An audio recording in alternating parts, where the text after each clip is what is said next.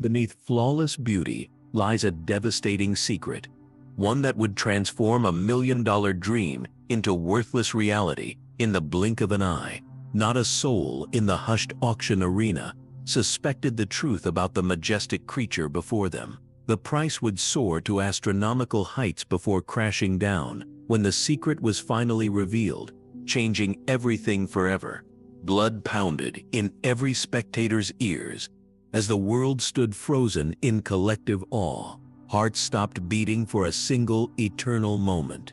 Eyes widened in disbelief at the impossible creature before them. They called him Phantom's Glory, a name that would soon be on everyone's lips across 3 counties. Standing 18 hands high, with a coat so pristine white, it seemed to capture and reflect the sunlight like freshly fallen snow. His mane flowed like liquid silver. His muscles rippled beneath that flawless hide with each graceful step. But it was his eyes that truly captured you. Intelligent, piercing blue eyes that seemed to look straight through a person, as if judging your very soul. I was there that day, notebook in hand, assigned to cover what was supposed to be just another high-end horse auction for the regional paper. 23 years I'd been reporting on livestock sales and auctions across the Midwest, and I thought I'd seen it all. Champion thoroughbreds, prize-winning quarter horses, rare imported breeds that cost more than most people's homes. But nothing, and I mean nothing, had prepared me for Phantom's Glory. The moment he entered, a hush fell over the crowd. 500 people, seasoned buyers and spectators alike, and not a single whisper could be heard. Just the soft thud of those powerful hooves against the sand, the gentle snort from his flared nostrils. Even the auctioneer, old Jim Harkins, who'd been running these events since before I was born, seemed momentarily stunned into silence. The stallion's handler, a tall man with weathered skin and eyes that had seen their share of exceptional horses, barely needed to guide him. Phantom moved with the dignity of royalty, aware of his own magnificence, yet somehow not arrogant, simply confident in his perfection. Harkins finally managed to speak, his voice crackling slightly over the microphone, as he announced lot number 47, Phantom's Glory, a 5-year-old Andalusian stallion, with bloodlines tracing back to the royal stables of Spain. But nobody needed the introduction. The stallion's presence spoke volumes more than any auctioneer's pitch could convey. What nobody knew then, what none of us could have possibly imagined, was that beneath that perfect exterior lay a secret so significant that it would transform this $1 million masterpiece into a burden nobody would want to bear, not for $1 million, not even for 1,000. But I'm getting ahead of myself. First, you need to understand just how extraordinary this animal was, and why every wealthy buyer in that arena was about to lose their minds with desire. The auction catalog had listed Phantom's Glory with an estimated value of $250,000, already placing him among the elite offerings of the day. But those who knew horses, really knew them, were whispering numbers far higher as they examined him during the preview hours. In the front row sat Helena Covington, heiress to the Covington oil fortune and owner of one of the most prestigious breeding operations in Kentucky. Her family had produced 3 Kentucky Derby winners in the last decade alone. Next to her, Sheikh Abdullah Al-Rashid, whose stables in both Dubai and Lexington housed some of the finest equine bloodlines money could buy. Along the sides, Hollywood celebrities, tech billionaires, old money and new, all drawn by rumors of this exceptional animal. I watched them watching him, saw the hunger in their eyes. This wasn't just about acquiring a superior horse. This was about possessing living perfection. Harkins announced the starting bid at $100,000, though everyone knew this was merely a formality. A horse like this wouldn't go for anything near that figure. Hands shot up immediately. 100 became 200,000 in seconds. Helena Covington raised her small paddle, almost lazily, bumping the bid to 250. The sheikh countered with 300,000, not even blinking. By the time the bidding hit $500,000, more than half the potential buyers had dropped out. This was entering rarefied territory, even for the Preston Elite auction. At $700,000, only Helena, the Sheikh, and a stone-faced man in the back, whom I recognized as Victor Drummond, the reclusive tech magnate turned gentleman farmer, remained in the game. $800,000. $900,000. Helena Covington's voice rang out with finality. As she bid $1 million, she stared directly at her competitors, a slight smile playing at the corners of her mouth. She thought she'd won. The room collectively held its breath. For most auctions, even at this level, $1 million bid would have sealed the deal. But something extraordinary was happening. The Sheikh's voice came smooth and untroubled as he bid $1.2 million. Helena's perfectly manicured hand tightened around her paddle as she countered with $1.5. Victor Drummond, so quiet until now, suddenly raised the stakes to $2 million. Gasps rippled through the crowd. No horse at Preston's had ever gone for such a sum, not even close. What happened next became the stuff of auction legend. For nearly 45 minutes, these three titans battled for possession of Phantom's glory. The Stallion himself stood calmly in the center of the arena, occasionally tossing his magnificent head as if aware of the frenzy he was causing, but finding it all rather beneath his dignity. The price climbed in $100,000 increments. $2.5. $3 million. $3.5. The auctioneer's voice grew hoarse with excitement. Journalists from local papers, myself included, were frantically calling our editors. This wasn't just a regional story anymore. This was national news unfolding before our eyes. The Sheikh called out $4 million, and for the first time, there was strain visible on Helena Covington's face.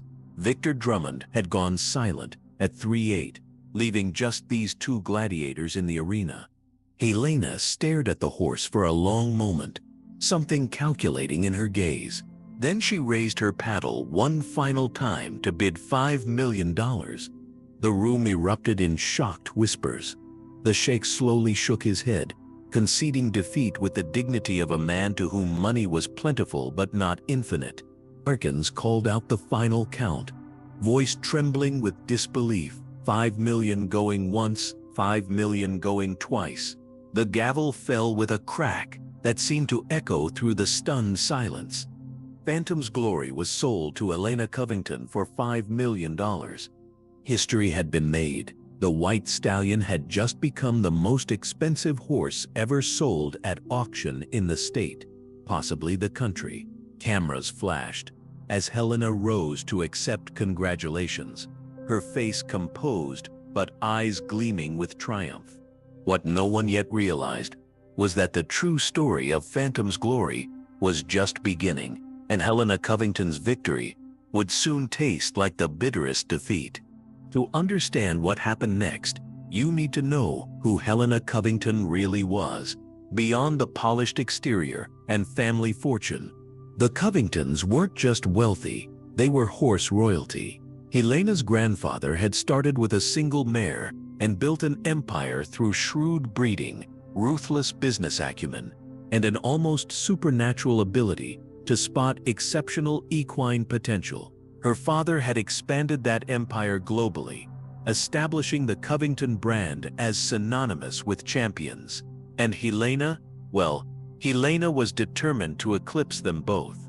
At 38, she was unmarried and unapologetic about it. In a rare moment of candor with a reporter, she expressed her belief that horses never disappoint, unlike men who invariably do. Instead of a family, she had built Covington Farms into the premier breeding operation for performance horses in North America. Their stallions commanded stud fees that would make your eyes water, and a horse with Covington bloodlines automatically doubled in value. Phantom's glory was to be her masterpiece, the cornerstone of a new breeding program that would cement her legacy for generations to come. $5 million was an astronomical sum. even for someone of her wealth. But Helena saw it as an investment. A single perfect stallion like this could sire hundreds of offspring over his lifetime. At stud fees starting at $50,000 per cover, the math was simple. He would pay for himself many times over. After the auction, Helena arranged for her new acquisition to be transported to Covington Farms with the kind of security usually reserved for heads of state. 4 handlers, 2 veterinarians, and an armed escort accompanied the horse trailer. Insurance documents for the full $5 million had been drafted and signed before Phantom even left the auction grounds. The arrival at Covington Farms was treated like a royal homecoming. Staff lined the tree-shaded drive as the trailer approached the immaculate stables. Helena had prepared the finest stall, more like a luxury equine apartment, with custom ventilation, specialized flooring, and surveillance cameras to monitor her investment day and night. For the first week, everything was perfect. Phantom settled into his new home with the regal grace that seemed woven into his DNA. Helena paraded him before selected guests, influential breeders, racing industry titans, and potential clients for his future breeding services. Everyone who saw him left convinced that, outrageous price tag notwithstanding, Helena Covington had made the acquisition of the century. Breeding contracts began pouring in, sight unseen, based solely on his reputation, and Helena's standing in the industry. Mare owners were placing deposits to secure their spot in line for the following breeding season. The waiting list stretched to nearly 100 names within days. At $50,000 per service, Helena stood to recoup her investment within 2 breeding seasons. Then came the physical examination, standard procedure for any new breeding stallion, but conducted with particular thoroughness given Phantom's value. The farm's head veterinarian, Dr. Marshall, performed it personally, assisted by 2 specialists flown in specifically for this purpose. What should have been routine became the turning point in the story of Phantom's glory. I wasn't there for that examination, of course, but the events that followed became public knowledge soon enough, pieced together through legal filings, industry gossip, and eventually, Helena Covington's own bitter account, shared during a rare interview months later. Dr. Marshall entered Helena's office after the examination, his face grave, the door closed. When it opened again 40 minutes later, Helena's face was ashen, her usual composure shattered. She canceled all appointments for the remainder of the week and disappeared into her private quarters. The $5 million stallion remained in his luxury stall, still magnificent to all outward appearances, but a secret had been uncovered, one that would change everything. 3 weeks after Phantom's glory arrived at Covington Farms, Helena Covington filed a lawsuit against Preston Elite Auctions and the stallion's previous owner, Westmoreland Stables. The legal document contained a bombshell allegation that sent shockwaves through the equestrian world: fraud of the highest order. The perfect white stallion, the most expensive horse ever sold at Preston, harbored a devastating secret. Phantom's glory was sterile, completely, irreversibly sterile. The medical details were complex, buried in veterinary jargon and expert testimonies, but the essence was simple enough. This magnificent animal, purchased explicitly for breeding, would never sire a single foal. The cornerstone of Helena's breeding empire was nothing more than an extraordinarily expensive show horse. The lawsuit alleged that Westmoreland Stables had known about this condition and deliberately concealed it. Certain medical procedures had been performed to make it difficult to detect during standard pre-purchase examinations. Only the exhaustive testing conducted by Dr. Marshall had uncovered the truth. But here's where the story takes its most fascinating turn. The part that transformed this from a simple case of fraud into something far more complex. Under deposition, Richard Westmoreland, owner of Westmoreland Stables, made a startling claim. He had purchased Phantom as a 3-year-old from a small breeder in Spain who had fallen on hard times. The horse had come with full veterinary records, indicating fertility. Westmoreland had bred him successfully to 2 mares before a mysterious illness struck the stallion at age 4. After recovering from this illness, details of which remained frustratingly vague, Phantom had appeared completely normal, but when breeding season arrived, he proved incapable of impregnating any mares. Extensive veterinary testing confirmed the worst. The illness had rendered him sterile. Rather than disclose this devastating development, Westmoreland made a calculated decision. Phantom's value as a breeding stallion had been destroyed, but his value as a show horse remained undiminished. His perfect conformation, his movement, his sheer beauty, none of these were affected by his inability to reproduce. So Westmoreland did what many in his position might have been tempted to do. He kept silent and put the horse up for auction, knowing that his sterility would likely go undetected until after the sale was complete. The lawsuit dragged on for months. Expert witnesses testified on both sides. Veterinary records were scrutinized. The auction house claimed no knowledge of the stallion's condition and pointed to their terms of service, which placed responsibility for veterinary examinations on the buyer. Helena's team argued that the deliberate concealment of this information constituted fraud that nullified standard buyer beware provisions. Meanwhile, Phantom's glory remained in his luxury stall at Covington Farms, blissfully unaware of the controversy swirling around him. Each day, he was exercised, groomed to perfection, fed the finest custom-blended nutrition. Helena, despite her fury at the deception, couldn't bring herself to neglect the animal. It wasn't his fault, after all. The breeding contracts had all been canceled, the deposits returned, $5 million spent on a horse that could never fulfill his intended purpose. A horse that, had his condition been known, would have struggled to command even a fraction of that price. A perfect specimen, rendered nearly worthless by an invisible flaw. As the legal battle raged on, something unexpected began to happen. Phantom's story captured the public imagination.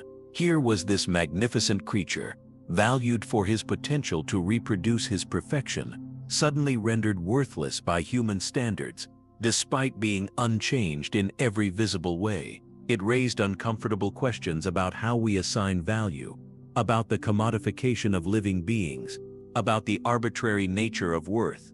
Animal rights activists seized on the case. If Phantom was worth $5 million one day and practically nothing the next, despite being the same beautiful, healthy animal, what did that say about our relationship with the natural world? 6 months after the initial purchase, with the lawsuit still unresolved, Helena Covington made a surprising announcement. She would be putting Phantom's glory up for public auction again. This time, with full disclosure of his condition. "I want to see," she told me during an exclusive interview, "exactly what the market believes he's worth now. I want that number on record for my lawsuit."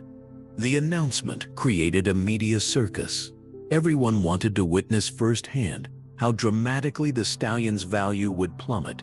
Would anyone bid at all? What was a sterile stallion, even one as magnificent as Phantom, actually worth in a market that prized reproductive capability above almost all else? The re-auction was scheduled for a Tuesday afternoon at Covington Farms, rather than the prestigious Preston venue. No sense paying their hefty fees again, Helena had remarked acidly. A temporary arena was set up, with bleachers to accommodate the crowd that everyone knew would come, not to bid, but to witness the spectacle. I arrived early, securing a seat with a good view of both the auction floor and the bidders section. By noon, the place was packed. Journalists from every major equestrian publication, local and national news outlets, curious horse lovers, and industry insiders filled every available space. The atmosphere crackled with a strange energy, part schadenfreude, part genuine sadness for the magnificent animal caught in this human drama. At precisely 1 o'clock, Phantom's glory was led into the arena. If anything, he looked even more spectacular than he had on that first day. His white coat gleamed under the sunlight, streaming through the windows. His blue eyes surveyed the crowd with that same intelligent curiosity. His movement remained poetry in motion. The auctioneer, not Jim Harkins this time, but a local man named Peterson, took his position at the podium. Helena Covington sat in the front row, face impassive, a study in controlled emotion. Peterson began his introduction, his voice lacking the practiced showmanship of the Preston auctioneer. He announced the sale of the Andalusian stallion, known as Phantom's Glory, 5 years old and in excellent health. Then he paused, adding with careful emphasis that full disclosure required him to state that this stallion had been determined to be sterile and unsuitable for breeding purposes. The condition was permanent and irreversible, according to multiple veterinary examinations. A murmur ran through the crowd. Even though everyone present already knew this information, hearing it stated so baldly in the presence of the magnificent animal created a palpable discomfort. Peterson announced the opening bid at $50,000. Silence fell over the arena. Not a single hand raised. The stallion tossed his head, sensing the tension perhaps. Peterson tried again at $40,000. Nothing. He dropped to $25,000. The continued silence became uncomfortable. Phantom's Glory, the $5 million horse, couldn't attract a single bid at even 0.5% of his previous price.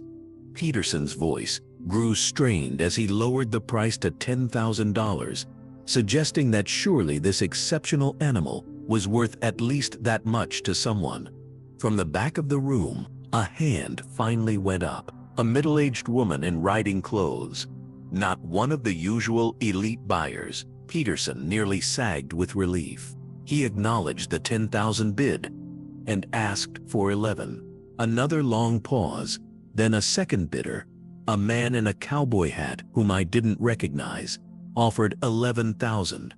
The woman countered with $12,000. The bidding inched upward in $1,000 increments, painful in its tepidness compared to the millions that had flown around during the first auction. When it stalled at $15,000, a collective discomfort seemed to settle over everyone present. This magnificent creature, unchanged in his perfection, now valued at less than the price of a decent used truck. Peterson called out the $15,000 going once, glancing at Helena, whose face remained deliberately blank.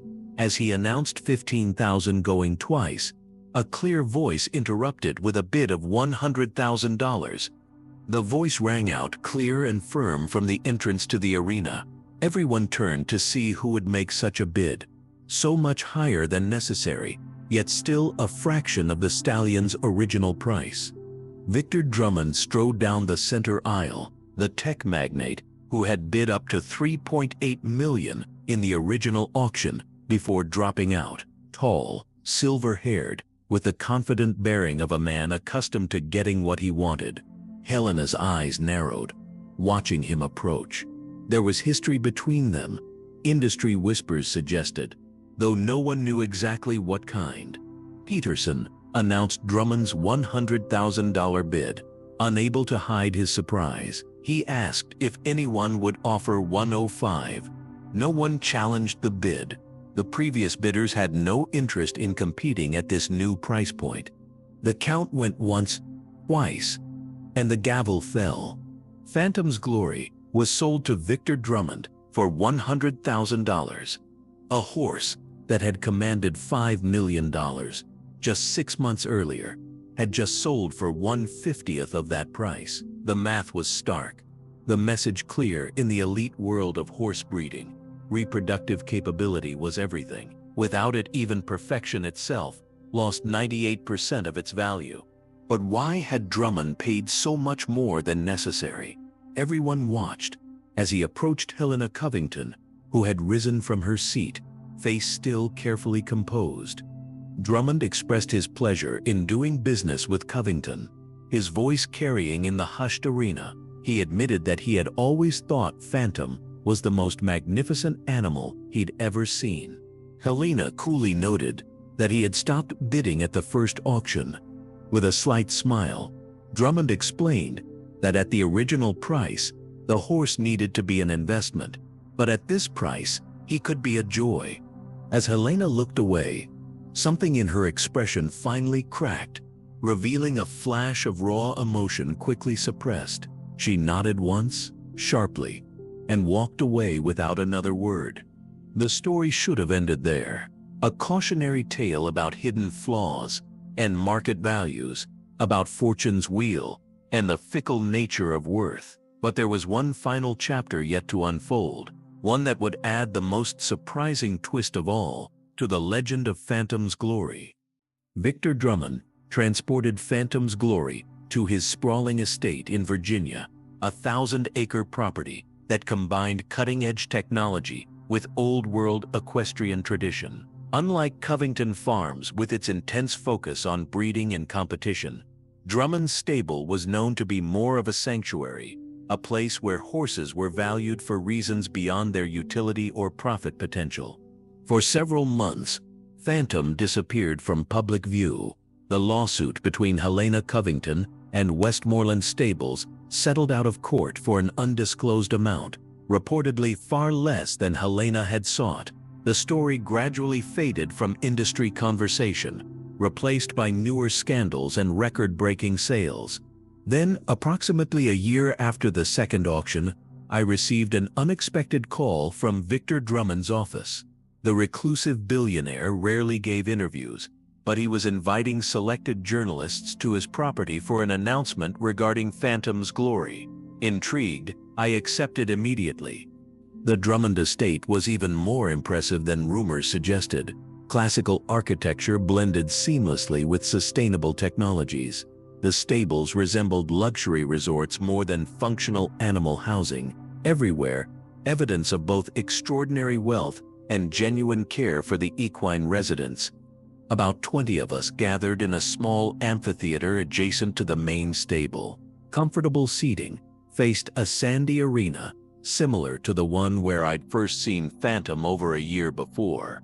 Victor Drummond himself greeted us, more approachable in person than his public persona suggested. Standing in the center of the arena, Drummond began by thanking everyone for coming. He mentioned that many of the journalists had covered the rather dramatic story of Phantom's Glory the previous year. The $5 million stallion rendered nearly worthless by his inability to reproduce. Murmurs of agreement rippled through the assembled journalists. Drummond acknowledged purchasing the horse for $100,000, still a significant sum for a horse that could never sire offspring, but a fraction of his original price. He paused, looking around at each of us, before revealing that today, he wanted to share why he had made that decision and what he had discovered since. He gestured toward the stable entrance, and a handler led Phantom into the arena. The white stallion looked, if possible, even more magnificent than before. His coat gleamed with health, his bearing regal and composed. Several journalists gasped softly at the sight. Moving to stand beside the horse, Drummond continued explaining that Phantom's value had plummeted because of what he couldn't do, pass on his exceptional genetics. But in the process, everyone had overlooked what he could do. He nodded to the handler, who released the lead rope. Phantom stood free in the arena, awaiting some unseen signal. Drummond made a subtle gesture with his hand. Immediately, Phantom began to move, not the standard walk or trot of a show horse, but a series of movements that seemed almost choreographed. Complex turns, precise footwork, transitions so smooth they appeared effortless, without a rider, without any visible commands beyond Drummond's small hand signals. The stallion performed what equestrians would recognize as advanced dressage movements. For nearly 15 minutes, we watched in astonishment as Phantom demonstrated an ability rarely seen even in horses trained for decades by Olympic-level riders. The precision, the willingness, the apparent understanding of exactly what was being asked, it transcended normal horse behavior. When Phantom finally came to a poised halt beside Drummond, the tech magnate placed a hand gently on the stallion's shoulder. Drummond revealed that after purchasing Phantom, his team had researched the horse's background more thoroughly than either Westmoreland or Covington had done. They had traced his lineage not just through standard registries, but through oral histories and records from remote regions of Spain. Pausing as he stroked the white neck, Drummond explained that what they discovered explained both his exceptional abilities and his sterility.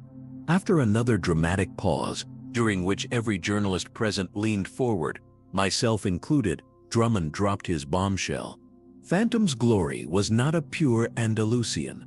Despite what his papers claimed, he represented an exceedingly rare bloodline, believed extinct for nearly a century. Horses specifically bred by a secretive order of Spanish monks for intelligence and trainability rather than reproduction. These animals were created for a purpose beyond breeding.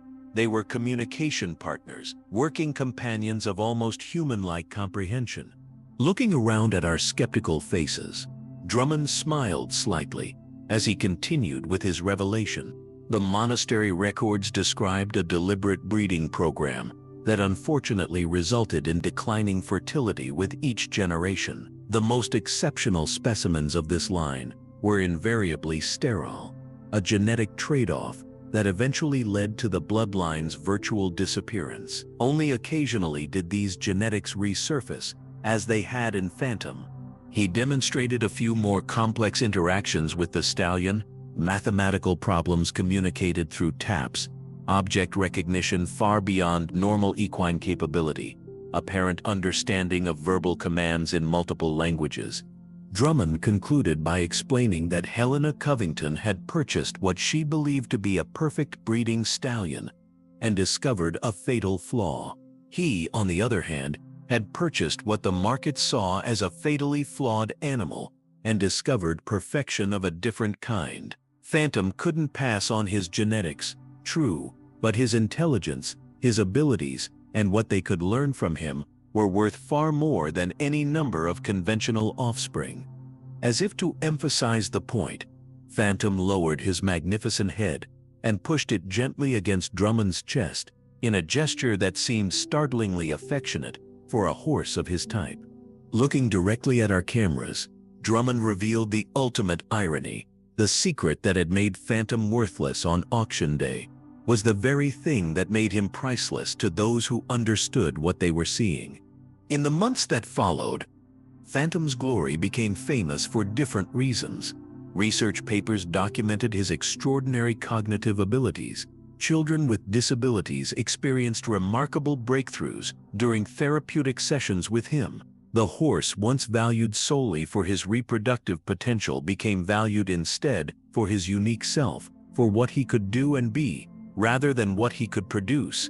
Helena Covington, according to industry rumors, visited the Drummond estate exactly once after the sale. What transpired during that private meeting between the three of them, Helena, Victor, and Phantom, remains unknown, but Covington Farms subsequently established a small program focused on equine cognition alongside their breeding operation, suggesting that perhaps some lessons had been learned. As for me, I've covered hundreds of horse auctions and sales in my career. I've seen record-breaking prices and bitter disappointments, but I've never forgotten the white stallion who was worth a fortune until his secret was revealed, only to become something beyond price once that secret was properly understood. Sometimes the most valuable things are those that cannot be bred, replicated, or mass-produced. Sometimes the flaw that destroys market value reveals a deeper worth, and sometimes a horse with a coat like snow and eyes like the summer sky can teach humans something profound about how we determine what truly matters. If you found this story moving, don't forget to hit the like button and subscribe to the channel for more powerful tales that make you think. Share your thoughts in the comments below. What would you have done if you were in Victor Drummond's position? Would you have seen the value beyond the flaw? Turn on notifications so you never miss our new uploads. Thanks for watching.